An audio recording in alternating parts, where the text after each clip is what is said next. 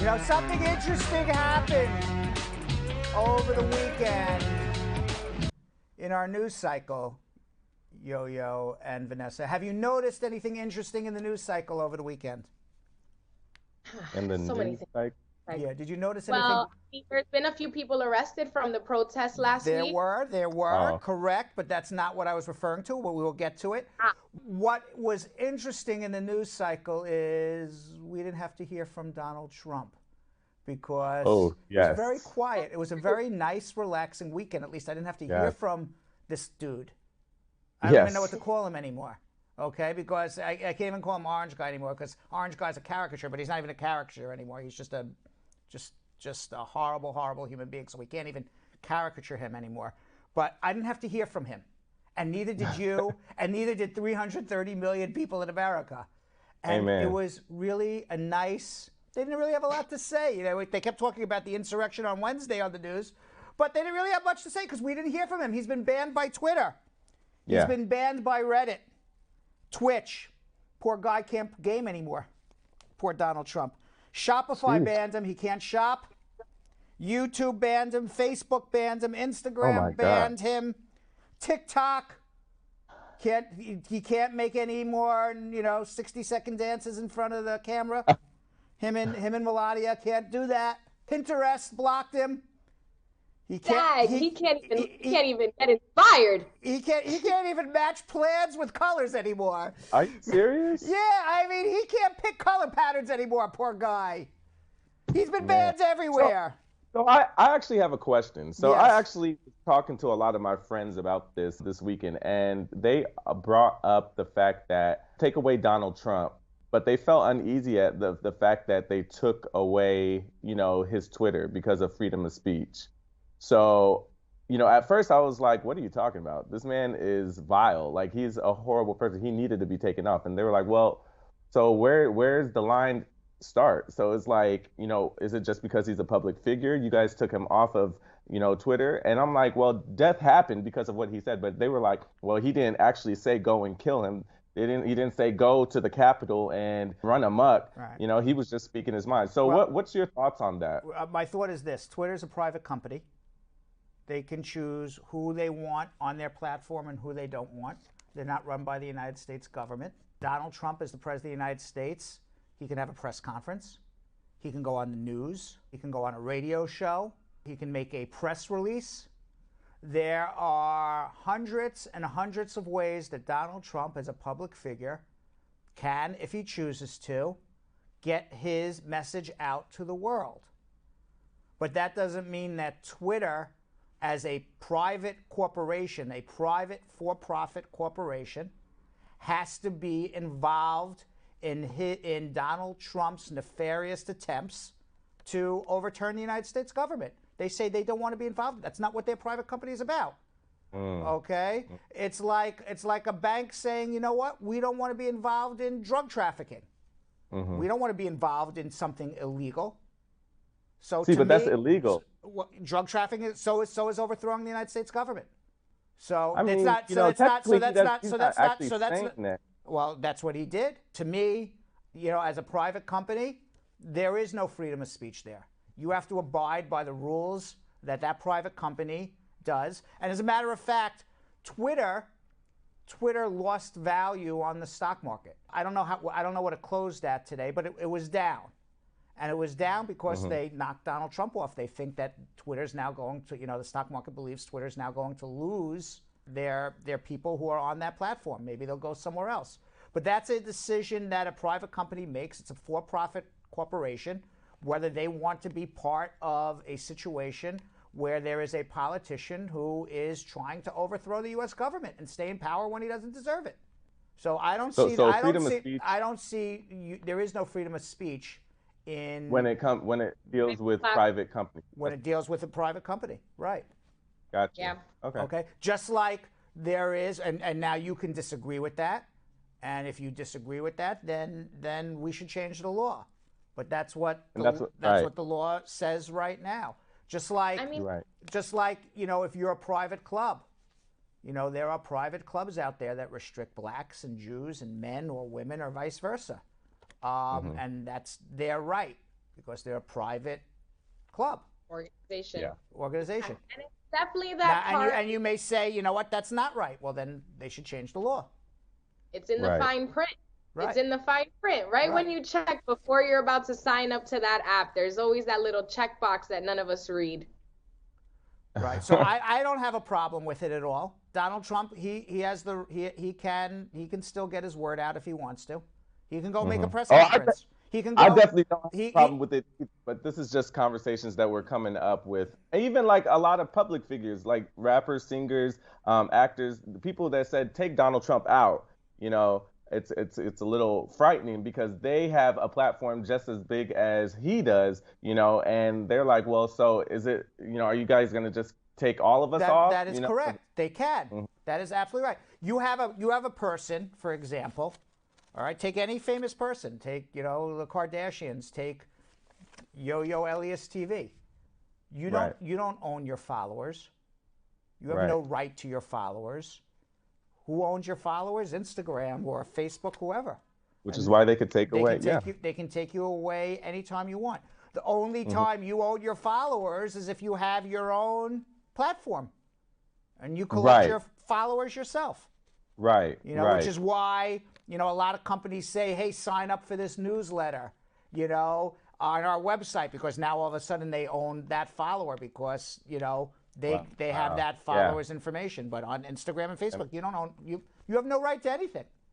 That makes sense. Private company. I wish you were at the party. I wish you were at the party with me because I was just like, oh, damn. Yeah. I wish you'd invite me. Yeah. That part. Meanwhile, and by the way, I just want you to know something. Not that I'm patting myself on the back or anything, but it ain't a party till Uncle Brad shows up. Remember that. Yes. It ain't a party till Uncle Brad shows up. I've been told that more than once. Federal authorities, they're planning and coordination among Capitol insurgents, including members of law enforcement and the military. We talked about this on Friday, that perhaps some military or law enforcement members were involved. One of the insurgents authorities are investigating is a Georgia man. His name is Cleveland Grover Meredith Jr., and he texted people his intentions to shoot House Speaker Nancy Pelosi on live television. Authorities have arrested some of the more infamous rioters from the pictures that we've seen. Jacob Anthony Chansley, a QAnon supporter who became infamous for rioting in a horned helmet. He's arrested. Eric Gavalik Munchell and Larry Rendell Brock, the men photographed carrying zip ties to basically tie, congressmen or senators' hands together. Republican Derek Evans, a newly elected member of the West Virginia House, was charged with illegal entry. This guy is a state senator, and he went on live, Instagram or whatever he was live on, and said, I'm entering the Capitol. That's the person we elected. And Adam Johnson of Florida, who was caught on camera carrying the lectern away, and there's been a lot of memes on social media about that. But do we have the picture of the guy carrying the lectern away? Like the podium? Yeah, he was arrested too. Tours of the Washington Monument were suspended because of credible threats to visitors and park resources. I would stay out of Washington, D.C. till past the inauguration, personally. I think anyone who's going to Washington, D.C. is looking for trouble, personally, unless you live there. Capitol Police confirmed on Sunday that Howard Liebengood, a United States Capitol Police officer who responded to the insurrection, he's the second officer to die this week. Earlier on Thursday, Brian Sisnick died from injuries he sustained during the attack. The second death was from suicide, but they're blaming the insurgency as a cause of it. And let's not forget, all of this is happening during the coronavirus pandemic. The Capitol's attending physician has notified lawmakers that several people may have been exposed, several congressmen and senators, or many congressmen and senators may have been exposed to COVID. In fact, today, Democratic Representative Bonnie Watson Coleman of New Jersey says she has tested positive for COVID and believes she was exposed during the riots on the Capitol on Wednesday. Oh, no. Yeah. Wow. That's horrible. Yeah. House Democrats, they have introduced an article for impeachment. They will impeach Donald Trump for a second time. That is going to be on Wednesday, unless Mike Pence invokes Article 25, which is the 25th Amendment of the Constitution, that says that a majority of cabinet ministers may write a letter to Congress asking for Congress to put the vice president in charge of the United States of America because of the incapacity, in this case, the mental illness of Donald Trump. Mike Pence so far has said he will not be doing that. So on Wednesday, we are expecting the House of Representatives to impeach Donald Trump for a second time. Now, impeachment doesn't mean, as we learned last time, it doesn't mean he's gone. It means it then has to go to the Senate for a trial. And the issue, as we talked about on Friday, is do we want this trial to happen, or do we want Biden to take care of business? Because once the House of Representatives passes the impeachment and brings the papers over to the Senate, or files the papers in the Senate, whatever the process is to bring the case over to the Senate, they have to start the trial immediately. Yeah, we don't want to waste time on that. Now, let me give you some facts. We looked up some facts about what impeachment means. Okay. All right, so then maybe you can, we talked about it on Friday, so maybe we can talk a little bit more about it. And Vanessa and Jonathan, you can give us a little of your thoughts on whether, again, now let me give you the true facts. Right. Okay. School us.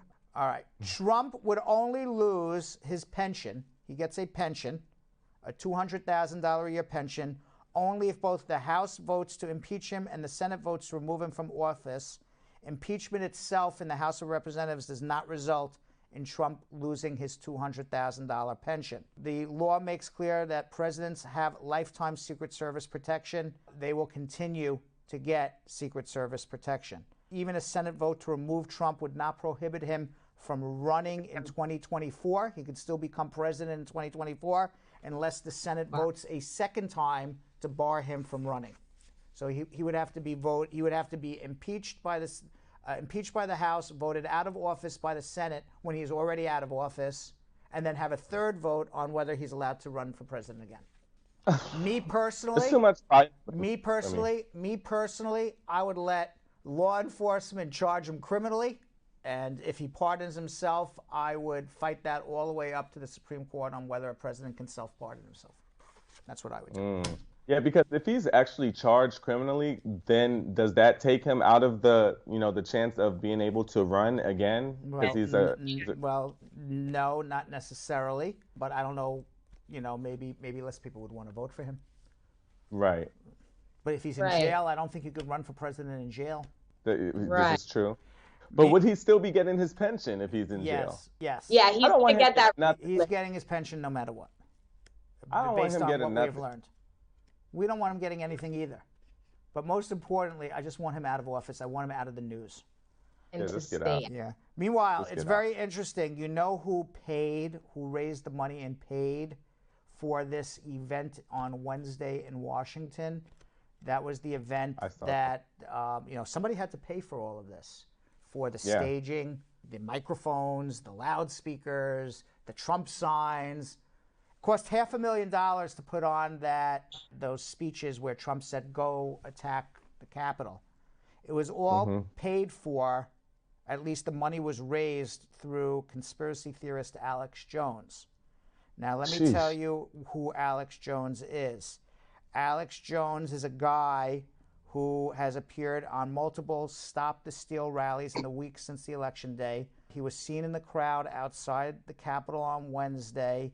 We don't know if he entered the building or not. He has been in some hot water recently. He has been pushing bogus coronavirus cures on his website. And if you remember years ago, after the Sandy Hook massacre, he said he pushed a theory online that said that the massacre never happened. It was a hoax. That was him. That was him. Wow. I remember. So this man has caused more chaos. Has caused more disgusting chaos in the United States with his false accusations, his conspiracy theories. He is an awful, awful human being. So we can't do nothing. Nothing. We can't charge him for anything, huh? Well, perhaps he will be charged. Perhaps he will be charged too, or perhaps Trump will pardon him. We don't know. And one thing that has to happen from all of this which is more important to me than an impeachment of Donald Trump, is that the Democrats are going to be in charge of the House of Representatives, the Senate. I don't know if anybody's talking about this or not, but I'm going to talk about it. And I think one thing that's really important is they have to change the freaking law. Yeah, All right? absolutely. You shouldn't be able to pardon somebody who Yes. you are in a conspiracy with or an alleged conspiracy with. That law needs to be changed. You shouldn't be able to pardon somebody for a benefit for you. So if there is any value in your pardon, it should be illegal. Whether that value is the person's not talking, is not testifying against you, or they gave you something. Anything of value, you shouldn't be allowed to pardon that person. Donald Trump has used the pardon power to basically give his cronies who broke laws for his benefit a get out of jail card free. That's not what the purpose of the pardon power was for.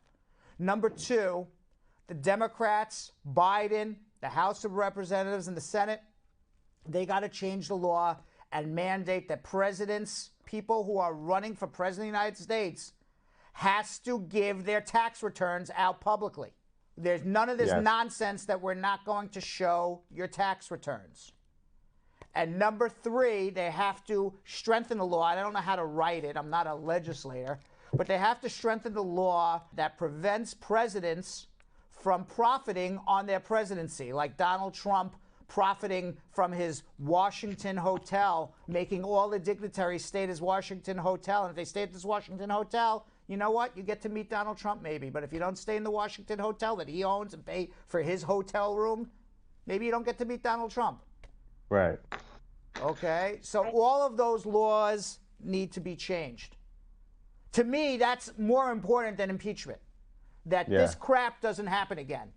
That because maybe the next bad dude who comes will get a little luckier than Donald Trump. I don't know. That's what needs to happen. Meanwhile, according to statistics from the Johns Hopkins University, there are now over 90 million coronavirus cases worldwide. More than 1.9 million people have died.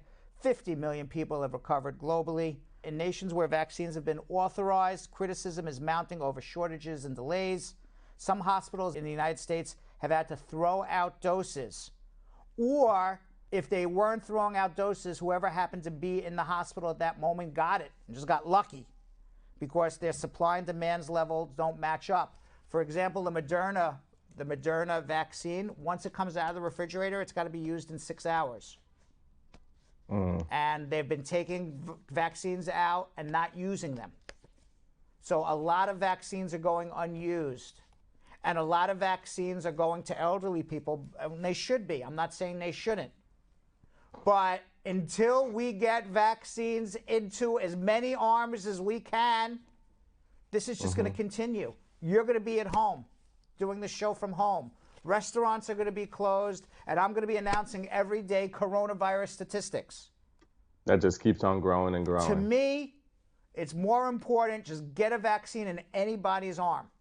I don't care if you're 25, 55, 75, get a vaccine in an arm because that's one less person who is going to give it to somebody else. These stupid rules where it's 75 and above and everybody else is walking around with coronavirus and they're throwing out vaccines, it's just got to end. Yeah. You just got to give it to everybody. The quicker people get it, because who's to say you're 40 years old, you don't give it to 100 people that get sick? Yeah. Okay? Yeah. And I mean, yes, I understand you're trying to save the most vulnerable, but to me, at this point, it's just get it into people as quickly as you can. Who cares their age? Because the quicker you get it into people's arms, the less likely it is to spread to others, including vulnerable people. Think about it. Think about it. Most of the elderly people, where are they staying? Are they going out? No. Are they, most of them are staying at home, right? So who's really going out? Who's going to these restaurants? Who's still going to lounges that are open? Who's having house parties? It's the youth. Correct. Coronavirus is being spread all over the place.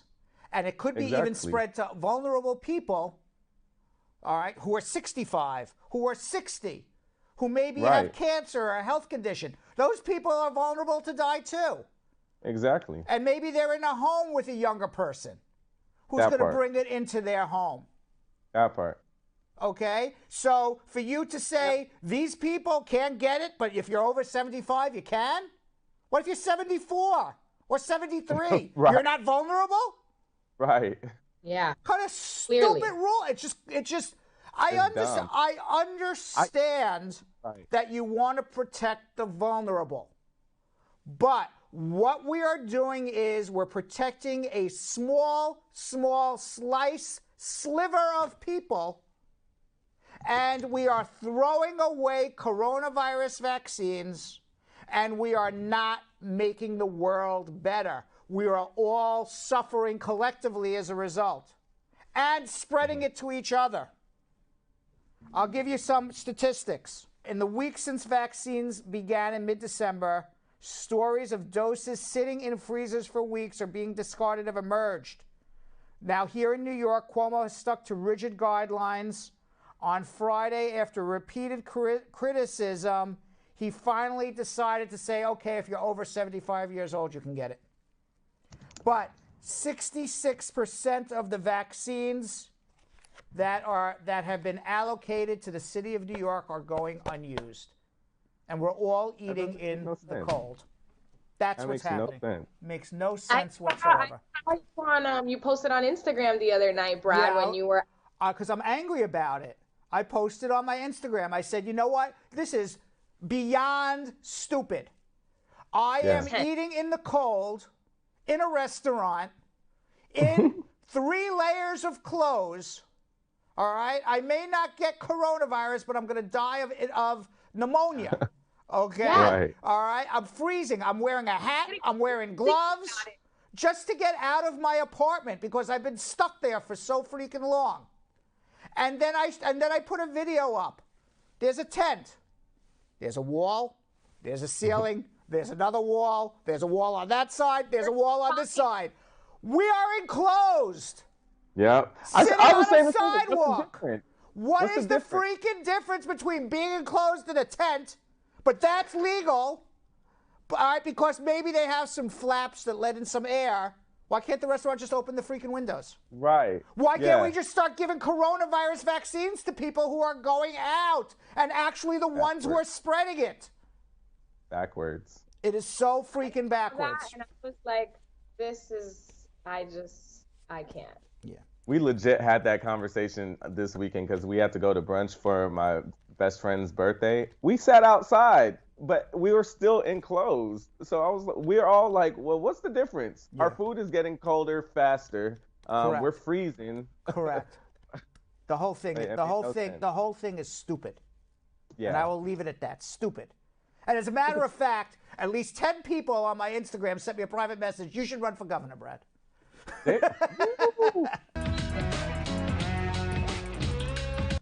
All right. Meanwhile, a rat named Magawa from Cambodia, Vanessa and Jonathan, has received a medal bestowed by the People's Dispensary for Sick Animals, a British charity that recognizes acts of bravery and heroism. Magawa has discovered 39 landmines and 28 pieces of unexploded ordnances and helped clear more than 1.5 million square feet of land over 4 years. Now, this is an extraordinarily brave rat. I don't know if the rat knows that it's discovered that it may blow up any second. Maybe if the rat knew it was going to blow up any second, it wouldn't be doing this. But still a brave rat nonetheless. Jan McLaughlin, the Director General of the charity, said Magawa's work directly saves and changes the lives of men, women, and children who are impacted by these landmines. More than 5 million landmines are thought to have been laid in Cambodia during the ousting of the Khmer Rouge and internal conflicts in the 80s and 90s. I was in Cambodia. It's a beautiful country. Parts of the country are also littered with unexploded ordnances dropped in United States airstrikes during the Vietnam War. Wow, I was walking through the jungle of Cambodia. I didn't know that. So you didn't know there were mines there? I didn't know there were. I hope I wasn't stepping on any mines, but I was walking through the jungles of Cambodia. Oh, hell no. Hell no, I didn't know that. I wish I knew this rat. I would have put the rat in front of me next time. Right. Meanwhile, a woman named Nancy Conier is rehabilitating a beaver in her home in New York's Hudson Valley.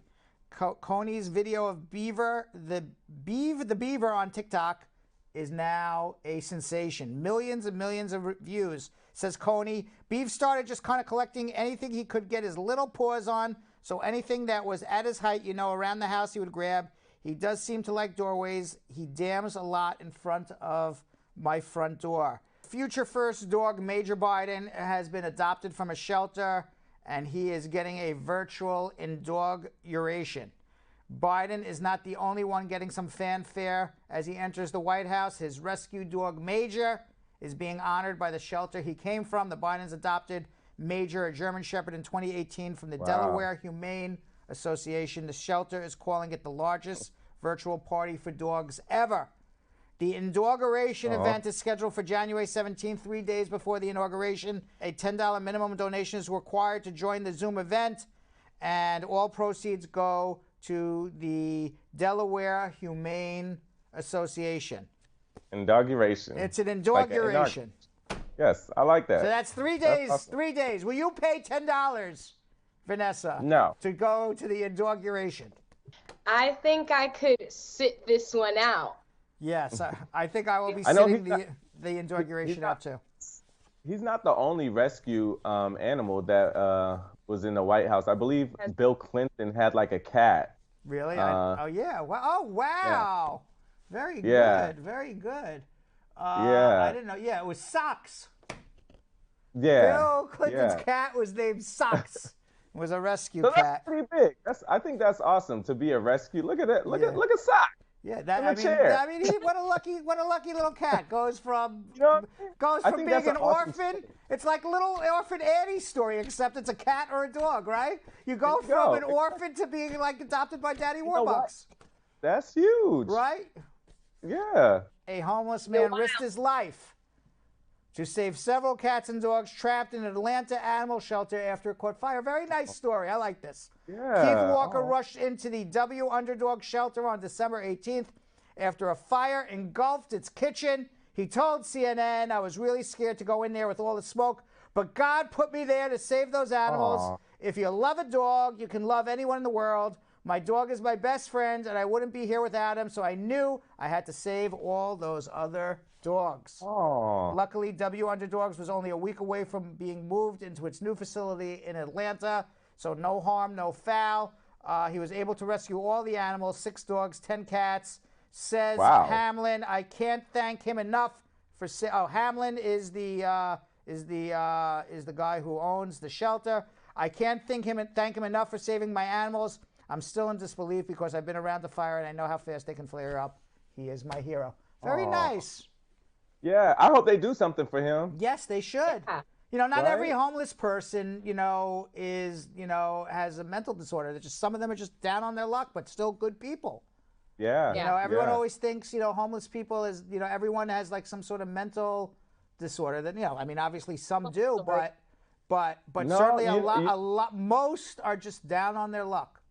I'm not going to hold you. Some of the most interesting and just influential and inspiring talks I've had were with homeless people. There was this lady that was always in front of the Starbucks at Columbus Circle, and I would always pass by her. And then finally we sat and talked because I was getting a coffee, and I found out that she was an actor on Good Times. Wow. And she just, down on her gorgeous luck. Lady. Gorgeous, like older lady. And she was telling me life stories, and I was telling her about stuff. So, I like stories like this because it shows you, we're all still human. That's right. Just because of our luck doesn't mean that, you've got to treat them any other type of way. So that's a beautiful story.